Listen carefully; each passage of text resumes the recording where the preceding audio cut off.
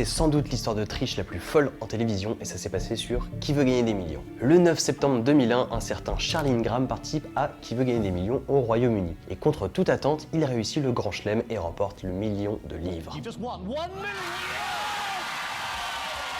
Pourtant, ça paraît bizarre parce que dès la 7ème question, Charles semble déjà perdu et a quasiment utilisé tous ses jokers. Could be any of them, really. But I think it's cricket.